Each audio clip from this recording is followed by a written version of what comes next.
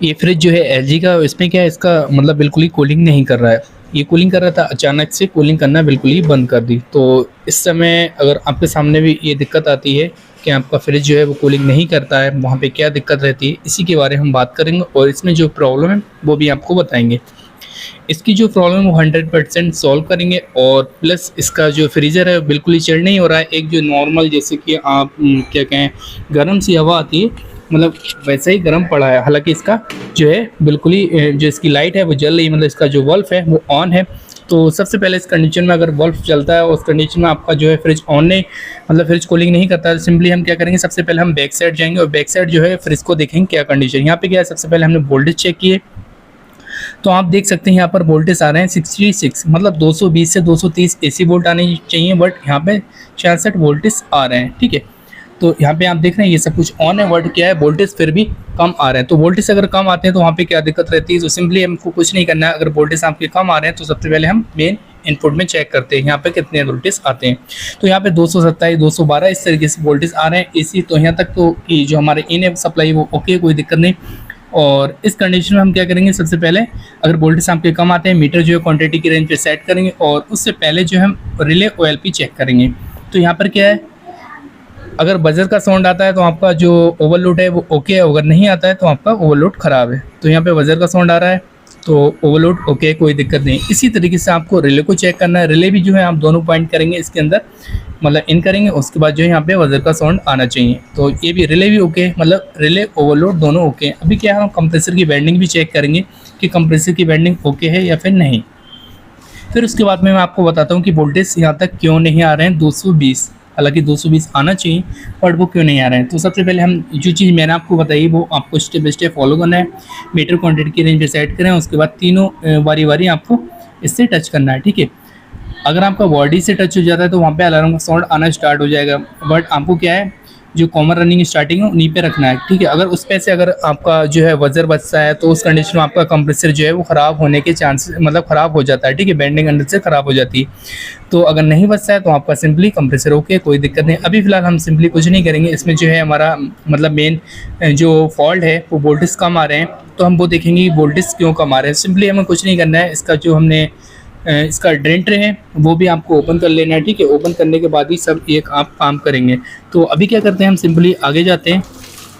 आगे जाके जो है हम इसके जो फ्रिज है, फ्रिज का डोर है उसको हम ओपन करते हैं। फिर उसके बाद जो है हम इसका जो सामने वाला जो पैनल होता है, आप देख रहे हैं यहाँ पर जो पैनल है इसमें स्क्रू लगे होते हैं, वो सारे आपको ओपन कर लेना है। इसके नीचे एक चिल ट्रे होती है वो भी आपको निकाल लेना है। यहाँ पे फिलहाल अभी 2 स्क्रू हैं, एक इस साइड है एक उस साइड है, इन दोनों को आपको ओपन कर लेना है। फिलहाल आप जब ओपन कर लेंगे उसके बाद जो है इसके अंदर एक थर्मास्टेट होता है, जो थर्मास्टेट कूलिंग को सेंस करता है। कूलिंग को सेंस जब वो करता है तो उसके बाद जो है वो कट कर देता है। बट यहाँ पे क्या है, थर्मास्टेट हम चेक करते हैं, इसको हमने ओपन कर लिया कवर को। उसके बाद हम एक जंपर के लिए एक वायर लेते हैं और इसे जो है हम कनेक्ट करके, या फिर आप थिम्बल भी कनेक्ट कर सकते हैं। अगर नहीं होते तो आप एक वायर ले लें और उसके बाद जो है आपस में इस पर कनेक्ट कर देंगे। उसके बाद हम एम्पेयर देखेंगे और उसके बाद इसकी कूलिंग की परफॉर्मेंस देखेंगे। उसके बाद हम गैस भी चेक करेंगे कि इसमें गैस कितनी है।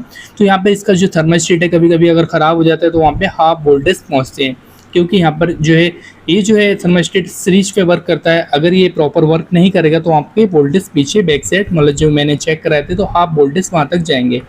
तो इसमें हम सिंपली कुछ नहीं करेंगे, सबसे पहले हम एक वायर लेंगे, जो वायर हम कनेक्ट करेंगे यहाँ पर जो इसके थर्मास्टेट के 2 हमने थिम्बल निकाले, आप उसमें ये बाईपास कर देते हैं यहाँ पर। ठीक है, इस तरीके से आपको वायर लेना है, इसमें कनेक्ट कर देना है और उसके बाद जो हम क्लैम मीटर इसमें क्लैम करके, और उसके बाद इसके जो एम्पेयर है वो हम चेक करके दिखाएंगे एम्पेयर कितने आ रहे हैं। अगर बिल्कुल ही एम्पेयर नहीं आ रहे हैं तो हम वायरिंग देखेंगे, और अगर एम्पेयर शो हो रहे हैं तो हमारा ओके है। फिर हम ऑन करते हैं, इसको ऑन हो गया। आप देख रहे हैं यहाँ पर इसके जो एम्पेयर हैं बिल्कुल 0.8 चल रहे हैं, बिल्कुल ठीक है, कोई दिक्कत नहीं है। आपका 1 एम्पेयर या फिर 0.9 0.8 इस तरीके से चलना चाहिए। तो यहाँ तक एम्पेयर ओके, कोई दिक्कत नहीं। अभी हम बैक साइड जाते हैं और उसके बाद देखते हैं कि इसका जो हीटिंग कंडेंसर वो हीट हो रहा है या फिर नहीं, या फिर इसका जो कंप्रेसर वो ऑन हुआ नहीं। तो यहाँ पे फिलहाल कंप्रेसर तो ऑन हो गया, एम्पेयर से आप क्लियर कर सकते हैं, मगर फिर भी आप देख लें कभी कभी घूम की आवाज़ करता है तो नहीं होता। फिलहाल यहाँ पे एकदम ओके, कोई दिक्कत नहीं। अभी सिंपली हम कुछ करेंगे नहीं, सबसे पहले हम गेज मीटर लगाएंगे इसमें और इसकी रेफरेंस देखेंगे कि कितनी है। इसमें गैस तो कम नहीं है। कभी कभी ऐसा होता है कि आपका जो है रेफ्रिजरेटर काफ़ी टाइम से अगर आपने ऑन नहीं किया तो वहाँ पे क्या है, गैस जो है सर्कुलेशन करने में थोड़ा टाइम लेती है, मतलब गैस जो है सर्कुलेशन करती है तो उसमें क्या है थोड़ा टाइम लग जाता है। तो उसके लिए जो है हीटिंग कंडेंसर अगर आपका जल्दी नहीं उठता है, लाइन जल्दी नहीं हीट होती है, तो आप 4-5 मिनट वेट कर लें, उसके बाद जो है देखें। तो यहाँ पे R134 रेफ्रिजरेंट है, इसका जो रनिंग प्रेशर रहेगा 12 से 15 PSI होना चाहिए, वो आपको चेक करना है कि कितना है। अभी फ़िलहाल हम देखते हैं इसमें कितना है। तो अभी हमने फ़िलहाल इसका जो है फ्रिज ऑन किया है और हम देखते हैं ये सुई ऊपर आती है नहीं, या ऐसा ऐसा ऊपर आ जाएगी। तो सिंपली पहले आप देख लें, अगर ये ऊपर नहीं आती तो आपका सिस्टम चोक है या फिर इसमें रेफ्रिजरेंट बिल्कुल नहीं है, यही दिक्कतें रहती हैं। तो सिंपली अगर सिस्टम चोक होता है तो आपका हीटिंग कंडेंसर है वो हीट नहीं होगा, तो आप उसको चेक कर लें कि आपकी जो लाइनें हैं वो हीट नहीं होंगी, तब ये दिक्कत आती है। तो अभी फ़िलहाल आप इसे कम से कम 5 से 10 मिनट चलने दें कंटिन्यू, उसके बाद देखें। तो फ़िलहाल यहाँ पे इसका स्विच है ऊपर आना स्टार्ट हो गई है और इसका जो हीटिंग कंडेंसर है वो भी हीट होना स्टार्ट हो गया। तो इस तरीके से आप प्रॉपर वर्क करें। और इसमें जो रेफ्रिजरेंट थी वो R134 थी। फिलहाल आगे देखते हैं कूलिंग की परफॉर्मेंस कैसी है। तो यहाँ पे इसका फ्रीजर एकदम अच्छे से कूलिंग कर रहा है, जैसे कि नमी आ जाना चाहिए हाथ लगाते हैं उस तरीके से नमी आ गई, मतलब इसमें आइस जैसे आती है उसी तरीके से आइस आना भी स्टार्ट हो गई। तो इस तरीके से आप वर्क करेंगे, इस तरीके से आप काम करेंगे जैसे कि मैंने आपको बताया। उम्मीद है कोई दिक्कत नहीं आएगी आपको काम करने में। बाकी अगर हाफ वोल्टेज चाहते हैं तो हमने अभी फ़िलहाल इसमें वायर कनेक्ट कर दिया है, अभी थर्मोस्टेट हमारे पास है नहीं, तो हम बाद में इसमें डाल देंगे, ठीक है। तो फिलहाल एकदम ओके है, कोई दिक्कत नहीं। अगर वीडियो पसंद है वीडियो को लाइक कर दें, चैनल पर न्यूज़ देखते चैनल को सब्सक्राइब कर दें।